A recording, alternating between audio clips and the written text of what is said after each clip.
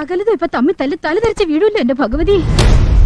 ശബരിനാഥൻ ആലപ്പുഴയിൽ അനിൽ ആന്റണിക്ക് വേണ്ടി പോകുമോ ആന്റോ ആന്റണിക്ക് വേണ്ടി പോകുമോ ഒന്ന് പറഞ്ഞാട്ടെ. എവിടെ വന്ന് രാവിലെ കുറ്റിയും പറിച്ച് ഇനി AK ആന്റണി ആർക്ക് വേണ്ടി പ്രചരണം നടത്തും? എന്താണ് അതിന്റെ ഉദ്ദേശം? പെട്രോൾ ടാങ്കിനടുത്ത് തീപ്പെട്ടുമായിട്ട് വരുന്നോടാ റാസ്കൽ.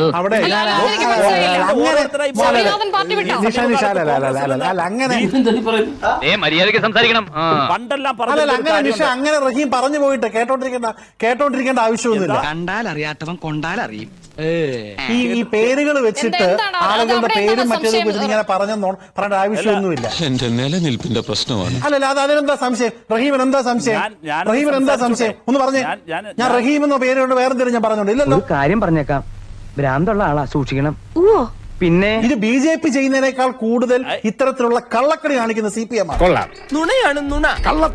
ശബരിനാഥന്റെ പേരായതുകൊണ്ട് ഞാൻ അനിൽ ആന്റണിക്കോ ആന്റോ ആന്റണിക്കോ ചോദിക്കുന്നുണ്ടല്ലോ. എനിക്ക് ധാർമ്മികത എനിക്കുള്ളത്. താനൊരു MP അല്ലേ? ദൈവമേ, മൂർഖനെയാണല്ലോ ചവിട്ടിയത്. താനൊരു MP അല്ലേ? ഒരു കാര്യം എന്തും പറഞ്ഞുകൊണ്ടിരിക്കാന്നാണ് വിചാരിക്കുന്നത്. ഒരുമാതിരി അരിവർത്ത വർത്താനം എന്നോട് പറയും. ഇത്തരത്തിലുള്ള ആളുകൾ ഇത്തരത്തിലുള്ള ഒരു MP ആണെന്നുള്ള ബോധം വേണം. ജനങ്ങൾ ജയിപ്പിച്ചില്ലെങ്കിൽ രാജ്യസഭയുടെ ഒരു MP ആണ്. അത്രയ്ക്ക് മോശം അഭിപ്രായമാണ് എന്നെ പറ്റി.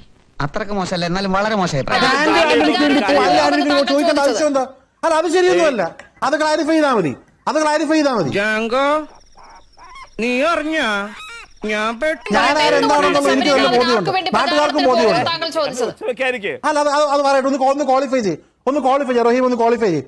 പറ മറുപടി കടുവയെ പിടിച്ച് കിടുവാന്ന് കേട്ടിട്ട് അടിക്കണ്ട. അനിൽ ആന്റണിക്ക് പോണോ ആന്റോ ആന്റണിക്ക് പോണോ എന്ന് ചോദിച്ചതിന്റെ കാരണം എന്താണെന്ന് പറയാം. അതെനിക്ക് അറിഞ്ഞേ പറ്റും. ഓഹോ, അങ്ങനെയാണല്ലേ?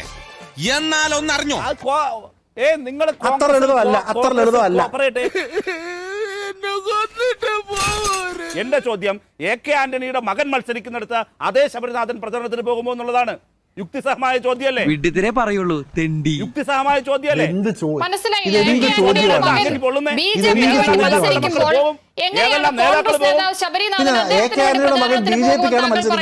ഈ കൊട്ടാരത്തിലെ വലിയ മണ്ട ശിരോമണി, സംസ്കാരത്തിൽ പാര പാണ്ഡി, പാണ്ഡിത്യത്തിൽ സംസ്കാര ശൂന്യൻ. മകൻ BJP-കാരനാണ്.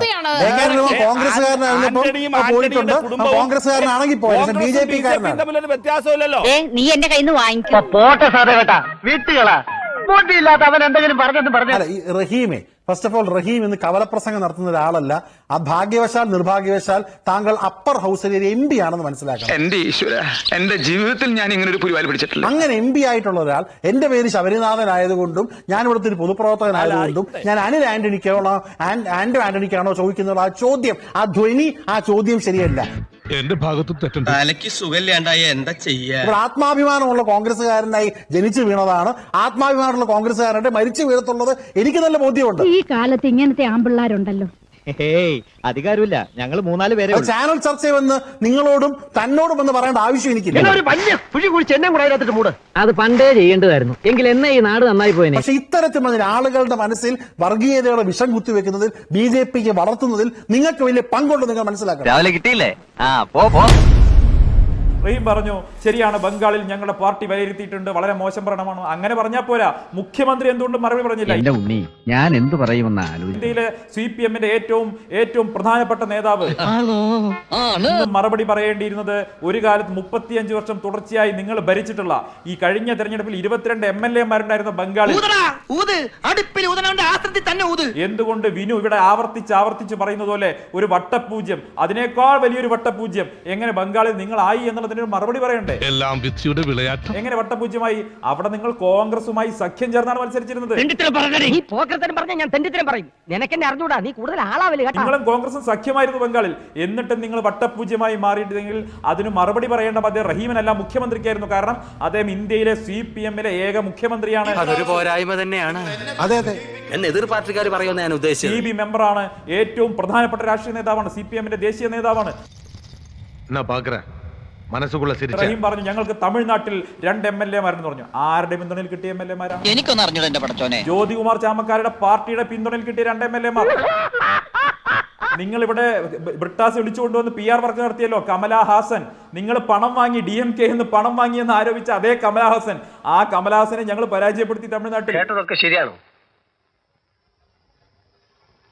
ഞാൻ കേട്ടതൊക്കെ ശരിയാണോ? ഞങ്ങൾക്ക് ഈ തെരഞ്ഞെടുപ്പ് നടക്കുന്നതിന് മുമ്പുണ്ടായിരുന്ന 64 MLA ആണെങ്കിൽ ഇന്ന് 151 MLA ഉണ്ട്.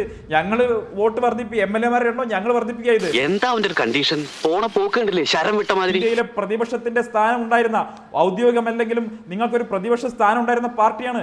ബീഹാറിൽ നിങ്ങൾ ഇടതുപക്ഷം ഒരു കാലത്ത് പ്രതിപക്ഷത്തിന്റെ റോളിൽ ഉണ്ടായിരുന്നവരാണ്. ഓ അന്നങ്ങനെ മുങ്ങിപ്പോയ കപ്പലുകൾക്കാണ് ഇന്ന് മുങ്ങിക്കപ്പൽ എന്ന് പറയുന്നത്. അവിടുന്നൊക്കെ കുറഞ്ഞ് ഇപ്പോൾ ഇത് കേരളമാണ്, ഇത് കേരളമാണ് എന്ന് പറയേണ്ട അവസ്ഥയിലേക്ക് നിങ്ങൾ എത്തി. ബംഗാൾ, നിങ്ങൾ 35 വർഷം ഭരിച്ച ബംഗാളിൽ വലിയൊരു വട്ടപൂജ്യം വാങ്ങി വന്നിരുന്നിട്ട് ഇനി നിൽക്കണ്ട വലിയ കൂടുതൽ എന്നെ നാറ്റിക്കാൻ. ഒരു 6 ഇഞ്ച് നീങ്ങി ഒരു ചുവന്ന സ്വിച്ച് കാണുന്നുണ്ടോ? കാണുന്നുണ്ട് ഈ സ്വിച്ചിന്റെ കാര്യമാണ്.